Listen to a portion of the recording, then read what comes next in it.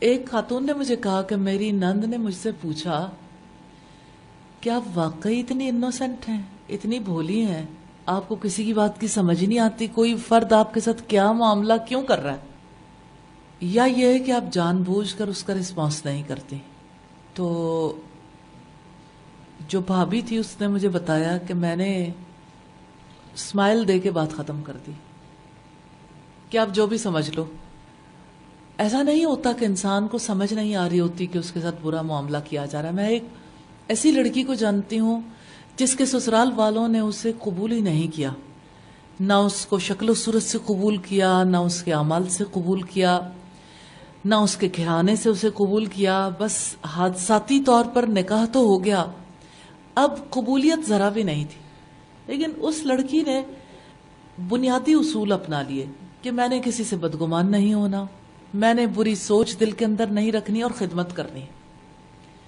اس نے خدمت کی اور بالآخر وہ وقت آیا جب سب لوگ اس سے کنونسڈ ہو گئے اور پھر پورے خاندان کی روح رواں بن گئی، کیونکہ اس نے ہمیشہ لوگوں کا بھلا چاہا، ہمیشہ حسن سلوک کیا، ہمیشہ لوگوں کی خیرخواہی کی۔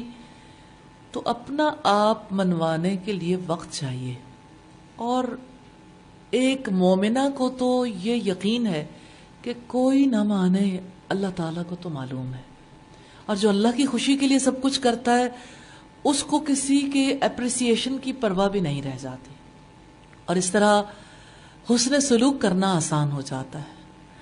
تو وفاداری بدلنا، مزاج میں ڈھلنے کی کیفیت کا ہونا، اپنے آپ کو ایڈجسٹ کرنے کی کوشش کرنا، اور بڑی بات اور ہے پازیٹیوٹی، مثبت سوچ کا ہونا۔ کیونکہ دیکھیے حالات تو سارے ہمارے مطابق نہیں ہو سکتے، اگر ہر وقت ہم دیکھیں تو حالات ہمارے مخالف بھی چل رہے ہوں تو برے حالات سے بھی اچھا نتیجہ نکالنے کے قابل ہونا دراصل انسان کو کامیابی کے راستے پہ ڈال دیتا ہے۔ یہ عام زندگی میں بھی ہے، لیکن خاص طور پر سسرالی زندگی میں۔ کیا ہمیں اپنے اسلاف کی زندگی سے مثالیں نہیں ملتی؟ خود محمد رسول اللہ صلی اللہ علیہ وسلم نے کتنی بڑی بات ارشاد فرمائی، وہی جو سسرالی بیماری ہے اس کو دور کرنے کے لیے، لیکن یہ زندگی کی بیماری بھی ہے۔ ایاکم والظن، کہ تم گمان کرنے سے بچو۔ اسی طرح سے رب العزت نے فرمایا اجتنبوا کثیرا من الظن، کثرت سے گمان کرنے سے گریز کرو، کیونکہ بعض گمان گناہ ہوتے ہیں۔ تو یہ گناہ کیسے ہو جاتے ہیں؟ جب انسان غلط نتیجہ اخذ کرتا ہے۔ دیکھیں، اگر کسی نے برا سوچا، برا کیا، تو یہ اس کا معاملہ ہے۔ آپ ان حالات میں ایڈجسٹ ہونا چاہتے ہیں تو آپ پازیٹیولی ہی ایڈجسٹ ہو سکتے ہیں۔ کوئی برا گمان کر کے کبھی ایڈجسٹمنٹ کا خواب بھی نہیں دیکھا جا سکتا۔ امام جعفر صادق نے کہا اگر آپ کو کسی کے بارے میں بدگمانی ہو جائے تو آپ 70 بار اس کے بارے میں یہ سوچو کہ اس نے اس لحاظ سے اچھا کیا ہوگا، یہ اچھا ہوگا، اس میں یہ فائدہ ہوگا، یہ ہوگا، یہ ہوگا، یہ ہوگا۔ اگر 70 بار اپنے آپ کو لاجک دے لیتے ہو تو 71ویں بار کہو شاید مجھے سمجھ نہیں آئی، پھر بھی بدگمان ہونا جائز نہیں ہے۔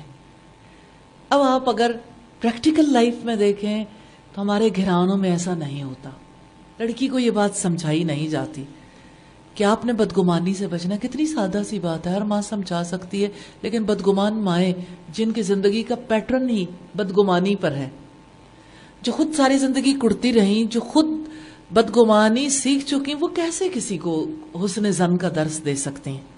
کتنی کم مائیں ہیں نا جو اپنی بیٹیوں کو اخلاقیات سکھاتی ہیں، حسن خلق سکھائیں۔ اب وہ مائیں نہیں رہ گئیں، کیونکہ مائیں خود صاحب اخلاق نہیں ہیں، ماؤں کو خود اخلاق کی سمجھ نہیں ہے۔ اخلاق ہمارے یہاں مسکراہٹ تک محدود ہے کہ آپ کسی کو مسکرا کر ملتے ہو تو لوگ سمجھتے ہیں کہ اس کا اخلاق بہت اچھا ہے۔ اس میں کوئی شک نہیں، اسمائل کرنا بہت بڑی نیکی ہے، لیکن آپ جانتے ہو کہ نیکی کا تعلق نیت سے، نیت اس کو اچھا یا برا بناتی ہے۔